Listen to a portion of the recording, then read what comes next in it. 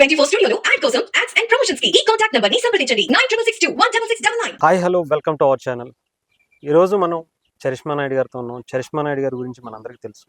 ముఖ్యంగా ఆంధ్రప్రదేశ్లో పిఠాపురంలో పవన్ కళ్యాణ్ గారి గెలుపు కోసం అక్కడికి వచ్చి, అంటే ఫ్యామిలీని కూడా అక్కడికి వచ్చి, అంటే వదిలేసి అక్కడికి వచ్చి ప్రచారం చేశారు.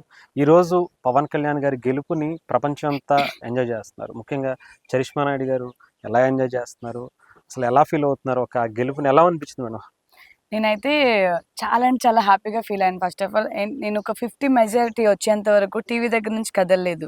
ఓకే. అండ్ అదే రోజు నా మ్యారేజ్ డే ఉంది. ఓకే. లేకపోతే నేను కూడా పిఠాపురం వెళ్ళేదాన్ని. సో అదే రోజు మ్యారేజ్ డే ఉండడం వల్ల ఇక్కడ కూడా సెలబ్రేట్ చేసుకోవాలి కదా అన్న ఉద్దేశంతో వెళ్ళలేదు. 50 మెజారిటీ వచ్చిన తర్వాత చిన్న ఏమంటారు లిటిల్ బిట్ హ్యాపీనెస్ వస్తే అప్పుడు వెళ్దాం అని చెప్పి చూశాను. 50 మెజారిటీ ఎప్పుడైతే దాటింది, ఇక కార్ తీసుకొని మజిగండికి పోయినా ఇక మొక్కు తెచ్చుకోవడానికి. వెళ్ళి అక్కడ అంతా అయిపోయి వచ్చేసిన. ఫస్ట్ ఆఫ్ ఆల్ ఏంటంటే నా లైఫ్ లోనే ఒక బెస్ట్ మూమెంట్ అనుకుంటే ఈ యానివర్సరీ నాకు చాలా గుర్తుండిపోతుంది. ఎందుకంటే అదే రోజు మన పవన్ కళ్యాణ్ గారు, అంటే నేను ఎన్నో సంవత్సరాల నుంచి పూజించే పవన్ కళ్యాణ్ గారు విన్ అయినందుకు, అండ్ అలానే కూటమి కూడా ఒకేసారి ఏకమై ఏమంటారు వారు వన్ సైడ్ అయిపోయింది కాబట్టి చాలా అంటే చాలా హ్యాపీగా అనిపించింది నాకు. ఓకే. అంటే ముఖ్యంగా పవన్ కళ్యాణ్ గారి గెలుపుని చాలా మంది చాలా సంవత్సరాలుగా, అంటే అటు చెప్పాలంటే ప్రజారాజ్యం అప్పటి నుంచి కూడా చాలా స్ట్రగుల్స్ ఫేస్ చేసింది. ఆ ఫ్యామిలీ కావచ్చు, ఆయన నమ్ముకున్న క్యాడర్ కావచ్చు, చాలా మంది ఆయన ఇష్టపడేవాళ్ళు కావచ్చు. ఈ ఎంజాయ్మెంట్ అంటే చాలా మంది ఎమోషనల్ అయిపోయారు ఆ టైంలో. అసలు మీరు ఎలా ఫీల్ అయ్యారు ఒకసారిగా టీవీలో చూసినప్పుడు? నేను టీవీలో చూసినప్పుడు ఏం లేదు, ఫస్ట్ నా కళ్ళలోంచి నీళ్ళు వస్తూ ఉన్నాయి. మా హస్బెండ్ వచ్చి కూల్ చెర్రీ కూల్, ఏం కాదు, నువ్వు అనుకుంటే సాధించావు కదా, మీరు కష్టపడిన కష్టానికి వెళ్తే ఫలితం దక్కింది కదా అని చెప్పారు. కానీ చాలా మంది అన్నారు ఏమంటారు అసెంబ్లీ గేట్ కూడా దాటలేవు నువ్వు అని అన్నారు. కానీ ఇప్పుడు అదే ఢిల్లీ గేట్లు దాటుకొని నరేంద్ర మోడీ గారి పక్కన కూర్చొని మంచిగా అన్ని మంచి మాట్లాడుతున్నారు. ఈ రోజు ఆయన నాట్ ఓన్లీ పవన్ కళ్యాణ్, ఆయన ఓన్లీ పవన్ కళ్యాణ్ కాదు, ఆయన ఒక తుఫాన్ అని చెప్పి మన నరేంద్ర మోడీ గారి నోటి నుంచి విన్నాము. ఇంకా అంతకన్నా మంచి మాటలు ఇంకేం వింటాం ఆయన గురించి మనం, చెప్పండి. నిజంగా ఎవరు ఎక్స్పెక్ట్ చేశారు మేడం? అంటే జనసేన పోటీ చేసి అన్ని స్థానాల్లో కూడా గెలుస్తుంది, ఇదైతే అసలు ఎక్స్పెక్ట్ చేయలేదండి. అంటే ఓకే లాస్ట్ టైం కన్నా ఇప్పుడు అట్లీస్ట్ ఒక 10 to 15 వచ్చినా చాలు సీట్లు, అంటే మన పవన్ కళ్యాణ్ గారు సరే స్టేబుల్ గా నించుంటారు అని అనుకున్నాను. బట్ 21 అంటే అసలు ఇంకా వావ్ అన్నమాట. అది రికార్డులు బద్దలు కొట్టేసింది అనమాట. అదైతే మామూలుగా ఆ విషయంలో చాలా అంటే చాలా హ్యాపీగా ఉన్నాను. ఇంకొకటి మేమందరం ఆర్టిస్టులు గత 12 రోజులు, అంటే ఎలక్షన్స్ 12 రోజులు 15 రోజులు కష్టపడ్డాము. కానీ అదే పవన్ కళ్యాణ్ గారు 10 సంవత్సరాల నుంచి ఎండనక వాననక ఫ్యామిలీని వదులుకొని ఆయన అన్ని అమ్ముకొని ఏదైనా కావచ్చు ఫైనల్ గా ప్రజల కోసం నించున్నాడు. ఈ రోజు ప్రజల కోసం ఏమంటే ఒక పెద్ద పీఠం వేసుకొని కూర్చున్నాడు ఇప్పుడు. నిజంగా మేడం, అంటే మీరు వచ్చి ప్రచారం చేసినప్పుడు కానీ తర్వాత చాలా భయంగా ఉంటుంటది కదా ప్రచారం అయిపోయిన తర్వాత ఆయనకి ఎన్ని సీట్లు వస్తాయో, అదైతే చాలా టెన్షన్ ఉండే, ఎన్ని సీట్లు వస్తాయేమో.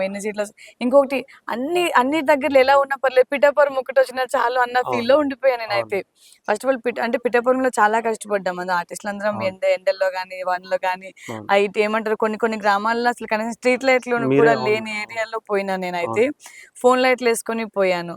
అంత దారుణంగా ఉన్న గ్రామాలకు కూడా వెళ్ళాము మేము. అలాంటి అసలు నాకే చాలా బాధ అనిపించింది, అంత పాత పరిపాలన ఇంత వరస్ట్ గా ఉన్నారా జనం అని చెప్పి.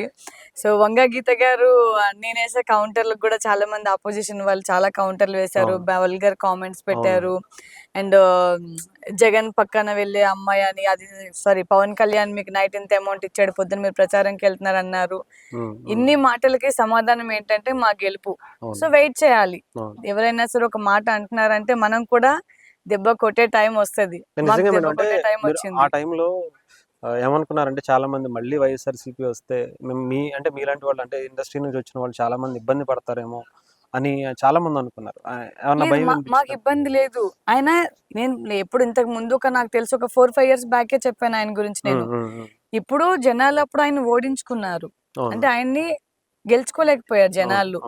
చాలా మంది వాంటెడ్లీ ఓడించారు. ఎలా అంటే ఆ టైంలో 2014 ఎలక్షన్స్ టైంలో బస్సులు రద్దు చేసేసి, ట్రైన్స్ రద్దు చేసేసి ఆయన గెలవనివ్వకుండా చాలా మంది అడ్డుకున్నారు. నేను అప్పుడే అప్పుడే ఆయన గెలిచేశాడు. ఎందుకంటే ఆయన గెలిచేసాడని భయంతో వీళ్ళు ఇంత ప్రయత్నాలు చేశారు. సో నేను అప్పుడే రావడం ఇప్పుడు లేట్ అవ్వచ్చు కానీ రావడం మాత్రం పక్కా ఏదో ఒక రోజు అని చెప్పాను.